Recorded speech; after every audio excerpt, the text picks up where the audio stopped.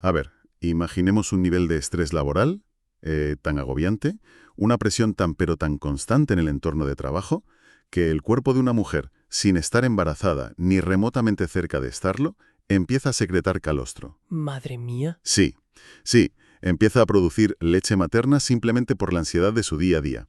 O sea, suena a ciencia ficción totalmente, pero es un caso clínico real que está documentado en el material que vamos a desgranar hoy. Y bueno, nos obliga a replantearnos absolutamente todo lo que creemos saber sobre cómo nuestro cuerpo procesa la supervivencia. Claro, y en consecuencia cómo procesa el deseo. Exacto. Es que fíjate, es un caso clínico que rompe por completo el paradigma mecanicista, porque históricamente la medicina occidental ha tratado el deseo sexual casi como, no sé, como un problema de fontanería. Sí, como si fueran tuberías, ¿no? Eso es, enfocándose exclusivamente en la irrigación sanguínea pélvica o midiendo un nivel aislado de hormonas en un análisis de sangre. Pero la realidad biológica, y estoy convencida de que esto va a sorprender a mucha gente hoy, es que nuestro sistema neuroendocrino no funciona por compartimentos estancos. Y esa es precisamente la misión de nuestra inversión a fondo de hoy para quienes nos escuchan. Hemos estado revisando una masterclass que es verdaderamente reveladora, impartida por Roxana Villar. Ella es kinesiología especialista en suelo pélvico y salud hormonal con más de 15 años de experiencia. Una auténtica pasada de profesional, sí. Totalmente. Y su trabajo desmonta ese mito anatómico clásico y nos demuestra que el deseo es una orquesta neurobiológica de una complejidad asombrosa. Pero, claro, cuando la música deja de sonar, pues solemos culpar al instrumento equivocado.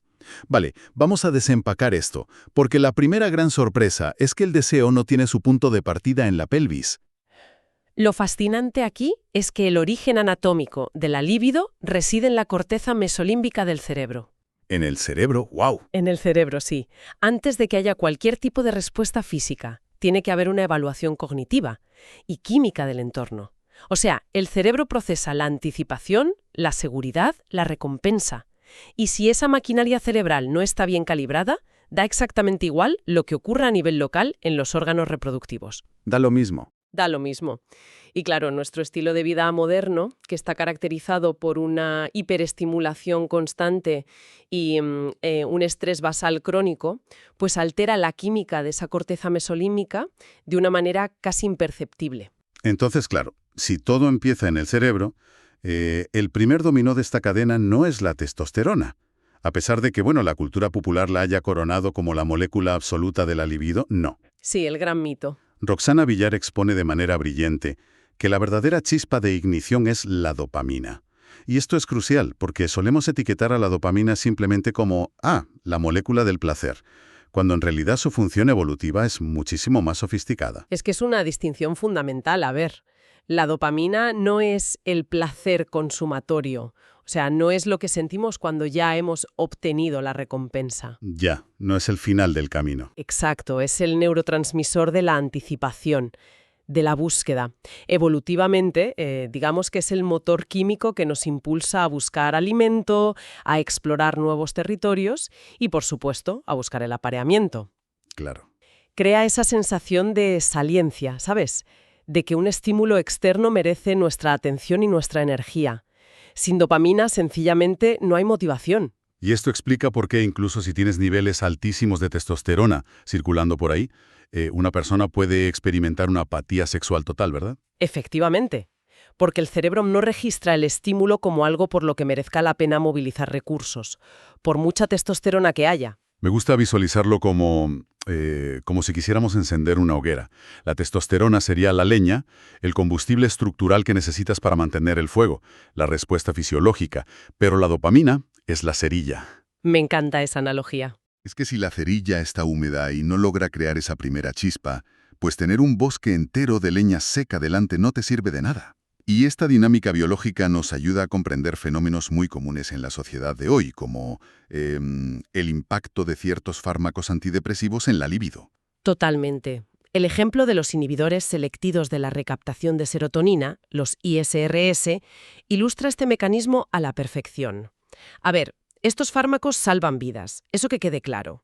Estabilizan los niveles de serotonina y sacan a los pacientes de estados depresivos muy profundos. Sí, son fundamentales. Pero En la arquitectura de nuestro cerebro, la serotonina y la dopamina a menudo operan en un delicado balancín neuronal, como en un balancín de un parque, ¿sabes? O sea, si uno sube, el otro baja. Eso es, al elevar de forma sostenida la serotonina para mantener la estabilidad del estado de ánimo, la transmisión dopaminérgica tiende a aplanarse, se reducen esos picos de anticipación. Y siguiendo tu analogía de la hoguera, pues la modulación química humedece la cerilla. Y la caída de la libido es casi inmediata, claro.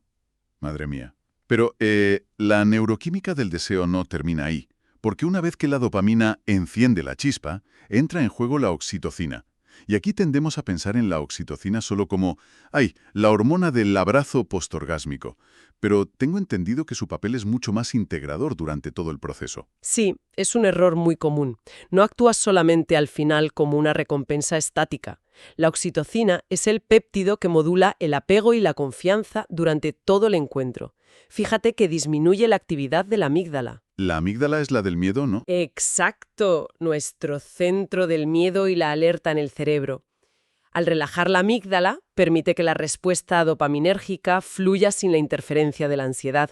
¡Qué fuerte! Es el pegamento neuroquímico que transforma un pico fisiológico transitorio en una experiencia de conexión profunda, lo cual potencia enormemente la calidad del orgasmo. Aquí es donde se pone realmente interesante. Porque una vez que el cerebro ha encendido el sistema con dopamina y oxitocina, necesitamos que el cuerpo responda. Necesitamos la leña de la hoguera. Y Roxana Villar destroza el mito más persistente, yo creo, de la endocrinología popular, que es la idea de que la testosterona es una hormona exclusivamente masculina y el estrógeno una femenina. Uf, sí. Resulta que esto es un diálogo bioquímico constante.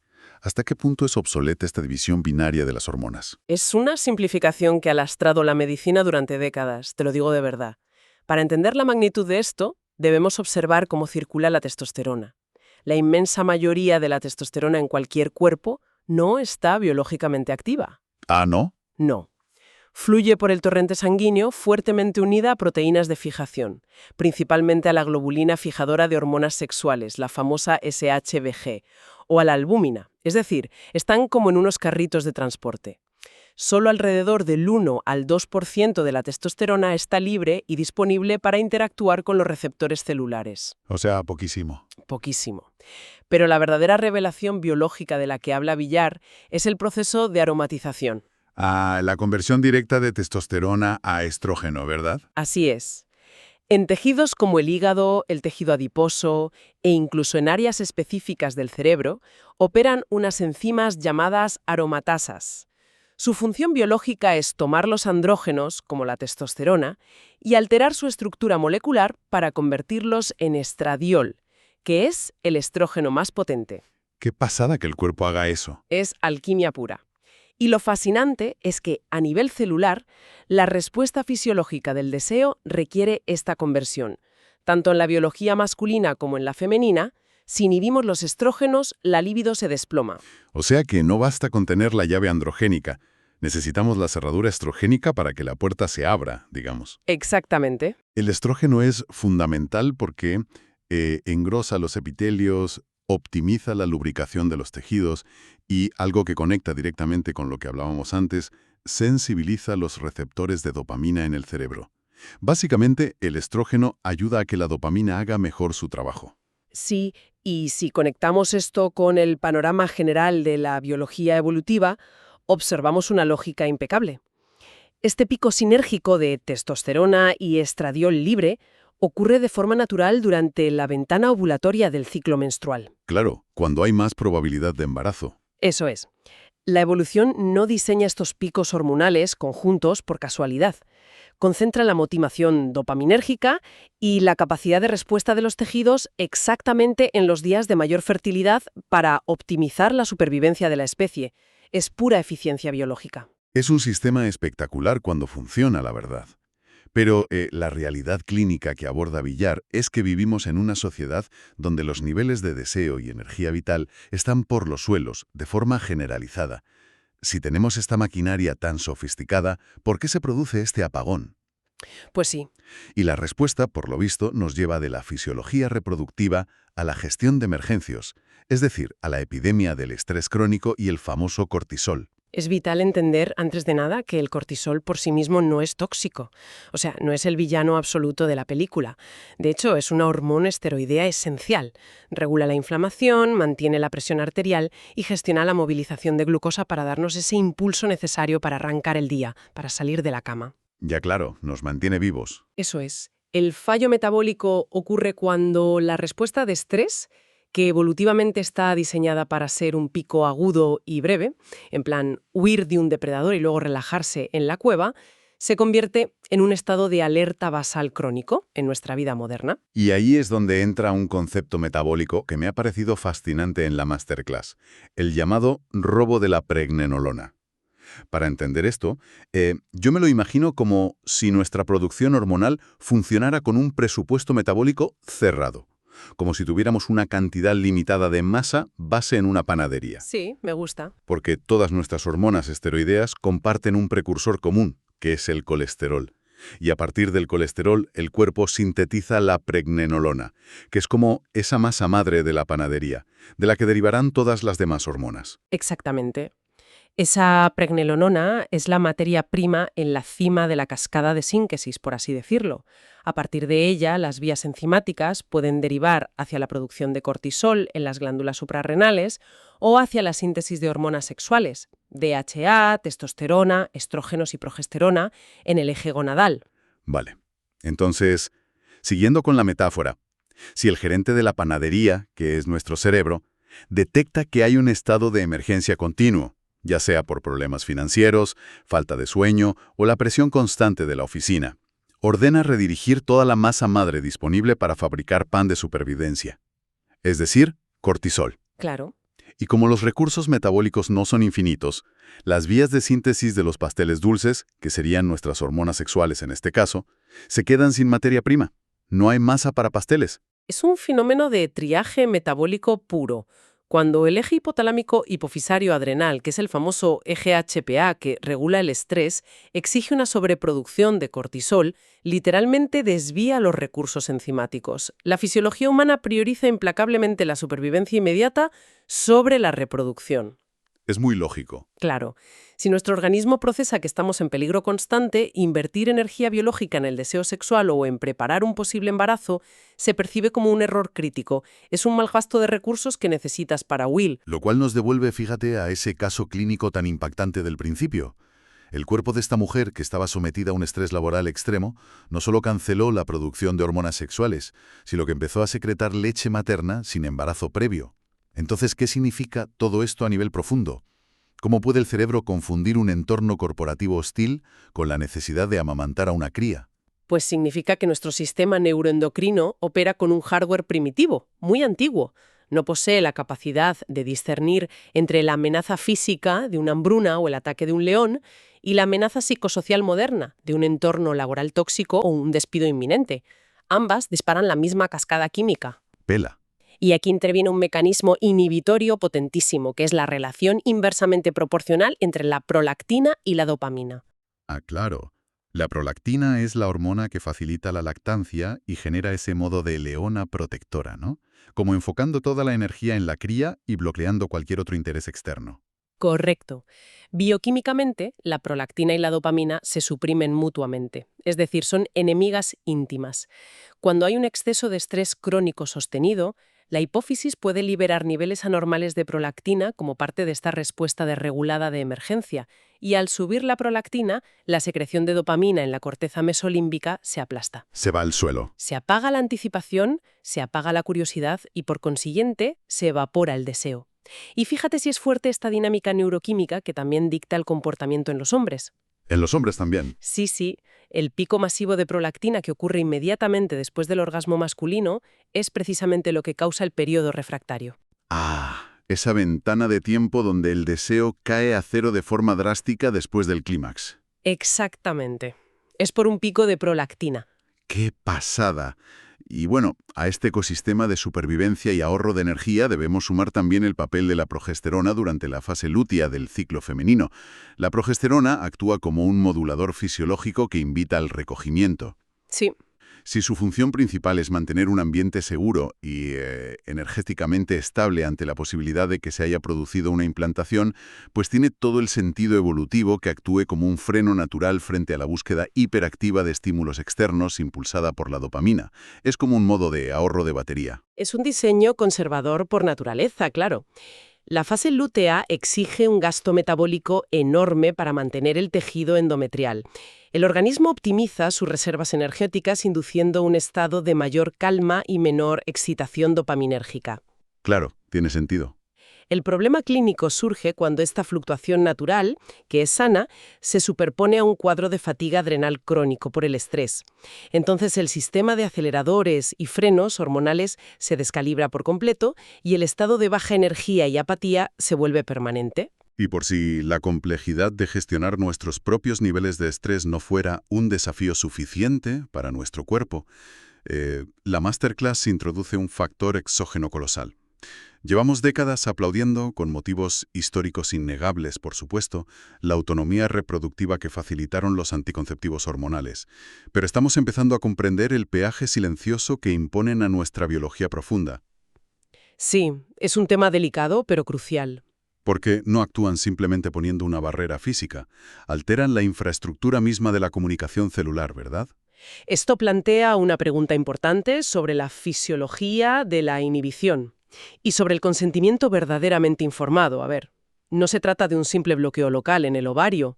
Los anticonceptivos orales suprimen todo el eje hipotalámico-hipofisario-gonadal. ¿Todo el eje? Todo. El hipotálamo, que es el centro de control maestro en el cerebro, se pone en huelga, literalmente. Deja de enviar las señales pulsátiles a la hipófisis y ésta deja de estimular los ovarios. Es, como describe Villar de manera muy gráfica en el material, una decapitación química del sistema central. Madre mía, qué término más fuerte. Básicamente, la antena principal se desconecta y los ovarios entran en un estado de hibernación inducida. Y claro, el sangrado que ocurre durante la semana de descanso de la pastilla no es un ciclo fisiológico genuino de limpieza y renovación, sino un sangrado por deprivación, una simple respuesta a que retiras de repente las hormonas sintépicas. Y este apagón del eje tiene consecuencias secundarias severas que a veces tardan décadas en reconfigurarse. Particularmente afecta al gran filtro metabólico de nuestro cuerpo, que es el hígado. El pobre hígado, sí. Imagínate, los estrógenos sintéticos administrados por vía oral sufren lo que se conoce como el metabolismo de primer paso hepático. El hígado tiene que procesar una carga química diaria muy, muy potente.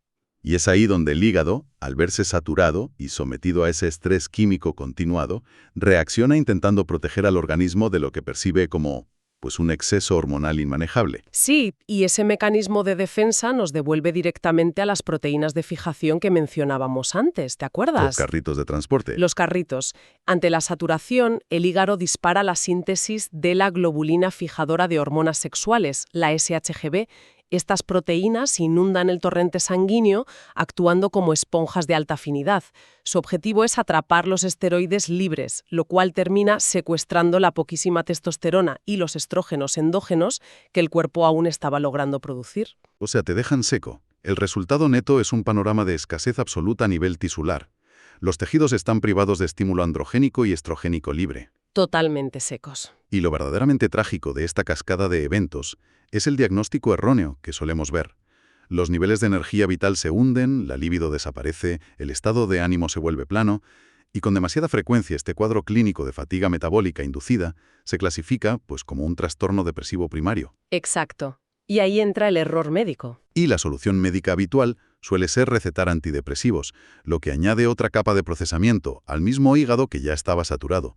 Y como vimos antes, suprime aún más la vía dopaminérgica de la que hablábamos. Es como echar más leña, pero al fuego equivocado. Es una espiral de iatrogenia de manual, donde el tratamiento de un síntoma exacerba la patología subyacente porque no se está contemplando el mapa neuroendocrino en su totalidad. Es que no podemos hackear un segmento de la red sin generar ondas de choque en el resto del sistema. Es imposible. Ya ves. Y hablando del mapa biológico y de cómo nuestro entorno moldea nuestra fisiología, la clase de Roxana Villar menciona un indicador físico muy curioso que revela hasta qué punto las hormonas esculpen nuestra arquitectura básica desde mucho antes de nacer. Se refiere a la curiosa relación de la longitud de nuestros dedos, el famoso ratio 2D-4D. Y lo bueno es que basta con que quienes nos escuchan se miren las manos ahora mismo para comprobarlo sin necesidad de pruebas de laboratorio. Ay, sí, es un biomarcador fascinante del desarrollo evolutivo. El ratio entre el dedo índice, que es el segundo dígito, y el dedo anular, el cuarto dígito, proporciona una ventana retrospectiva al entorno hormonal intrauterino en el que estuvimos. ¡Qué locura! Sí. Durante el primer trimestre de gestación, los receptores androgénicos y estrogénicos en los tejidos fetales determinan el crecimiento óseo diferencial de esos deditos. Entonces, a ver, si alguien de nuestra audiencia se mira la mano y observa que su dedo anular es notablemente más largo que su dedo índice, la literatura científica sugiere que ese feto estuvo expuesto a niveles más altos de testosterona y otros andrógenos en el útero materno. Eso es. Mientras que un dedo índice igual o más largo que el anular correlaciona fuertemente con un entorno de mayor exposición a los estrógenos. Y aunque esto pueda parecer una simple curiosidad anatómica para comentar en una cena, la implicación clínica es inmensa.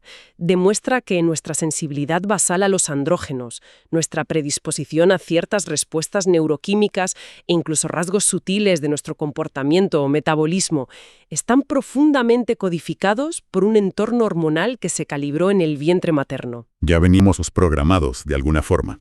Lo que subraya de nuevo que pretender modular el deseo con una solución única e inmediata, como una pastilla mágica, es ignorar la majestuosidad de nuestra biología. Totalmente de acuerdo. Para ir cerrando ya esta inmersión profunda, nos queda un panorama radicalmente distinto al que nos han enseñado.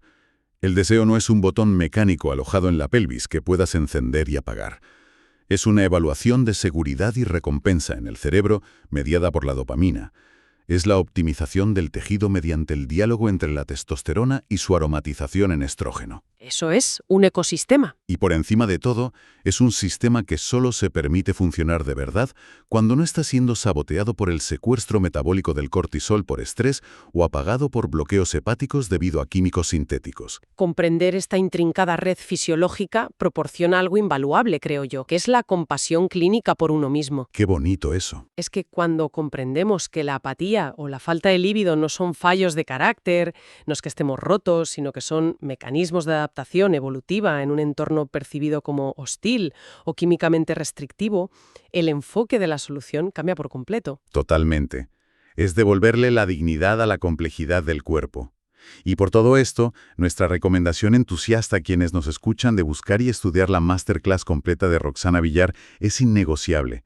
Su manera de explicar la biología nos aleja de la frialdad de los manuales clásicos y nos acerca a una comprensión muy genuina y muy humana de cómo habitamos nuestra propia fisiología. Constituye un mapa excelente para empezar a descifrar qué nos intenta decir nuestro sistema endocrino a través de esos síntomas, en lugar de intentar silenciarlos sin más con parches. Y antes de terminar, me gustaría plantear a la audiencia una última reflexión sobre nuestro entorno moderno. Si nuestro sistema de motivación y nuestra energía reproductiva se encuentran en un estado de hibernación casi crónica, debido a la interferencia de ciertos fármacos, sumado a la alerta perpetua de intentar sobrevivir a demandas que nuestro cerebro interpreta como amenazas de muerte por estrés, ¿cómo funcionaría de verdad nuestra biología neuroendocrina si tan solo por un solo mes, el entorno lograra imitar las condiciones de seguridad, descanso y ciclicidad para las que cientos de miles de años de evolución nos diseñaron? ¡Wow! ¿Qué nivel de vitalidad y de deseo estaríamos experimentando realmente? Un pensamiento provocador para dejar reposar. Desde luego, una perspectiva reveladora para cuestionar cómo vivimos hoy en día. Pues ahí lo dejamos. Hasta la próxima inversión.